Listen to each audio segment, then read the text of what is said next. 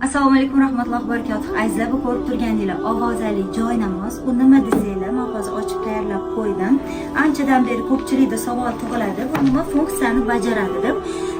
Bu joy namoz sizlarga ibodat qilishni o'rgatadi. Ya'ni namozlarni har xil, masalan, qazo namozlari bo'lishi mumkin, safar namozlari, musofir namozlari, azondan keyingi duolar, hammasini ayollarga ayol kishini ovozida, erkaklarga erkak kishini ovozida o'rgatadi. Ko'rishingiz mumkin. Azon duosi, suralar, bomdod namozi qilishi, peshan, mana bu yoqda asr, shom, xufton, undan tashqari 3 rakat vitr, tahajjud va qazo namozlarini ham qanday o'qilishi ko'rsatilgan. Ya'ni joy namozi ustiga turib yoqqaningizdan keyin xohlasangiz erkak, xohlasangiz ayol kishini ovozini tanlaysiz va qaysi namozni o'qimoqchi bo'lsangiz o'shani bosasiz.